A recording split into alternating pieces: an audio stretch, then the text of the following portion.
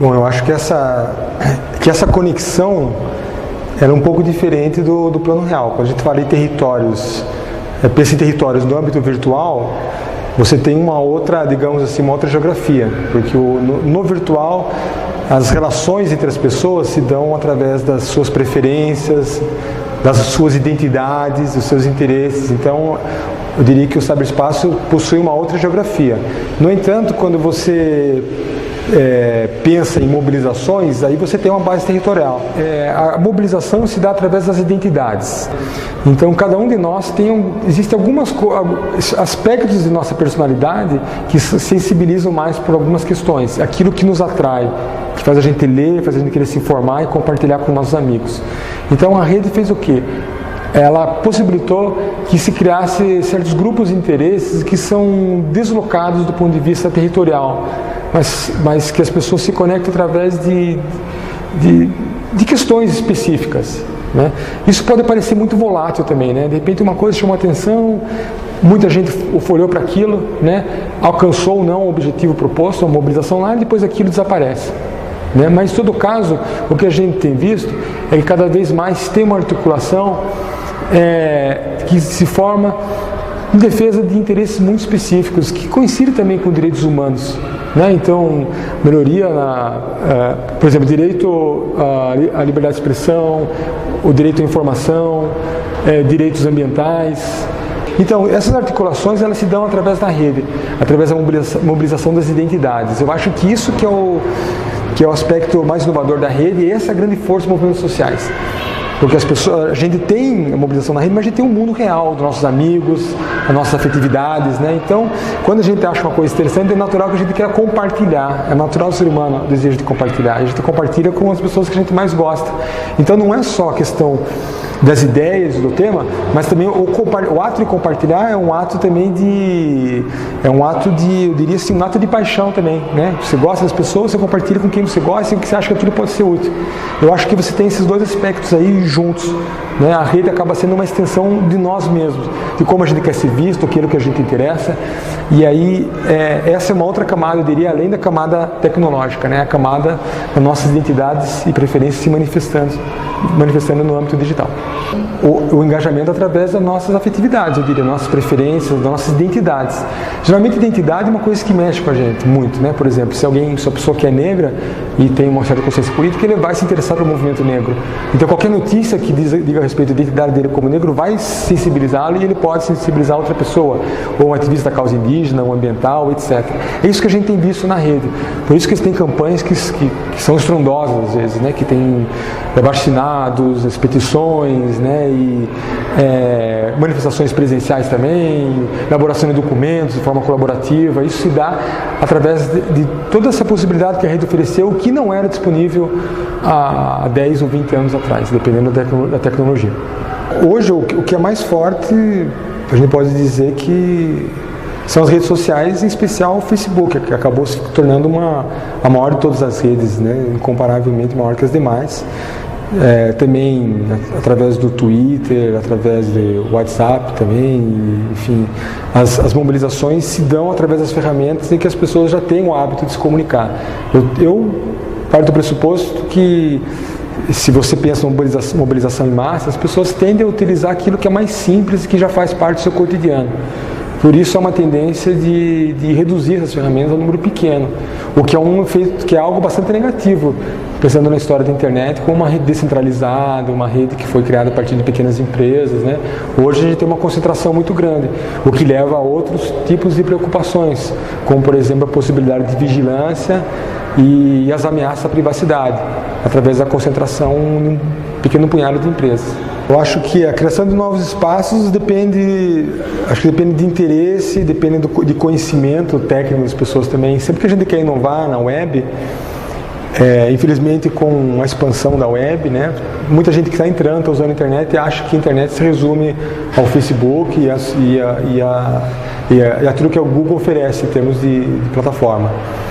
E eu acho que quando eu, como alguém que está ligado ao movimento software livre, eu acho que a gente tem que trabalhar fortemente na educação, pensando que existem ferramentas que são mais emancipadoras e que têm as mesmas vantagens dessas redes tradicionais, né, de comunicação rápida, eficiente, mas também ela garante, protege alguns direitos, como o direito à privacidade, né, a comunicação anônima, né, e são direitos fundamentais porque são direitos também que vão garantir a liberdade de expressão, liberdade de comunicação, e que no ambiente vigiado a gente sabe que existem ameaças. Você não se comunica da mesma forma quando você sabe que está sendo vigiado, né? Então a privacidade e o anonimato são super importantes quando a gente fala de comunicação em rede, e isso mudou muito desde que vieram à tona as revelações de Snowden. Eu acho que essa é uma grande mudança de paradigma que a gente está enfrentando também, mas que ainda as pessoas, a maioria não se sensibilizou ainda, portanto se expõem suas vidas e fazem ativismo através do Facebook.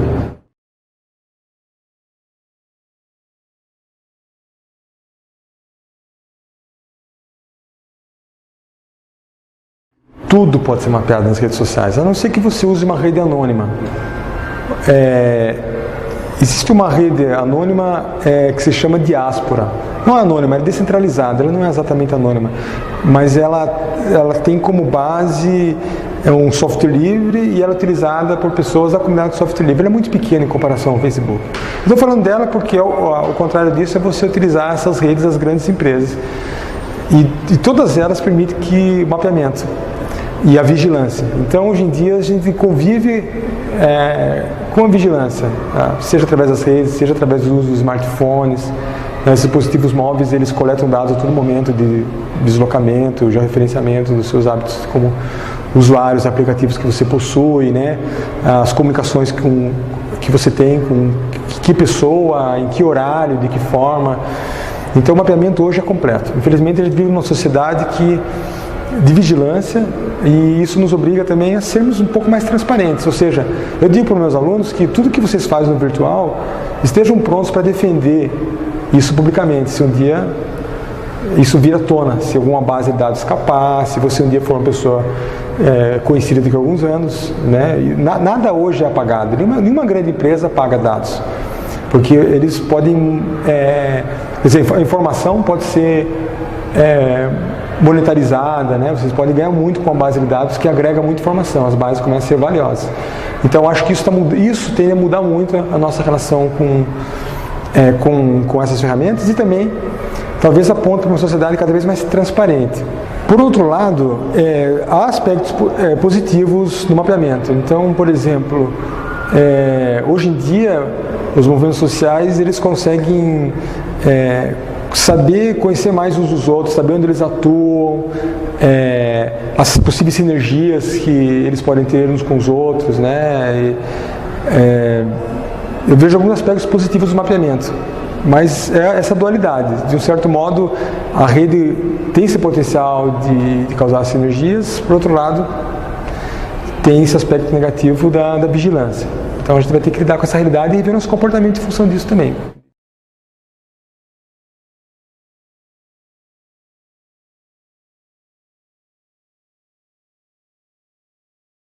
Olha, eu acho que organizar em redes sociais hoje é algo praticamente obrigatório para os movimentos sociais, né?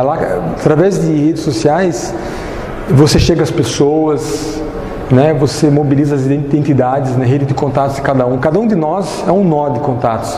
Nós também não somos mais um indivíduo único, a pessoa com uma personalidade clara. Nós somos multifacetários, né? Então, eu posso estar numa rede, por exemplo, de software livre, mas também estou em redes que são de ecologistas, ou redes de pessoas interessadas em políticas públicas, específicas em certa área. Então, quando a coisa chega até mim, dependendo do interesse, eu mobilizo as pessoas, ou as pessoas me veem também. E isso é o grande potencial da rede, da capacidade de mobilização, de sensibilização das pessoas. E eu acho que isso é algo extraordinário. A gente viu aí a Primavera Árabe com base no Facebook, gosto ou não do Facebook, ela serviu como principal ferramenta de difusão da primavera. A gente viu também as marchas de junho, a mobilização toda feita através da rede, e por outro lado o mapeamento dos ativistas pela polícia. A gente viu também os rolezinhos, que já tem um outro propósito, né, que é de lazer, entretenimento, de encontro, de grupos de jovens da periferia, mas a rede foi, mais uma vez, a grande ferramenta de mobilização. Eu acho tudo isso muito extraordinário, né, porque as pessoas se informam, fazem opções, conhecem coisas novas, né? Conhece outros interesses, vão se desabrochando como personalidade também, à medida que eu vou me formando e que eu vou conhecendo outros mundos. Então acho que a gente vive um momento de grande transformação social e é um espaço de conflitos também. Eventualmente tem as duas coisas. A gente não pode dizer que a tecnologia é neutra, né? E que essas plataformas, obviamente, elas são gratuitas porque eles querem extrair os dados das pessoas e monetarizar, ganhar muito dinheiro em cima disso.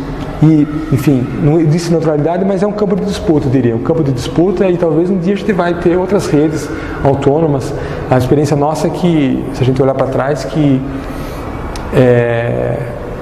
todas essas tecnologias, esses portais, eles têm um tempo de vida. O Facebook já estendeu bastante tempo de vida. Pode ser que venha uma outra coisa no lugar, né? Uma outra empresa. A gente não sabe quanto tempo vai durar isso, né? Mas talvez algumas surpresas a mais a gente venha a conhecer mais adiante, né? Por conta da inovação tecnológica e da comunicação móvel que a gente tem experimentado, e o web das coisas também, que é outra coisa que está se abrindo mais no futuro ainda.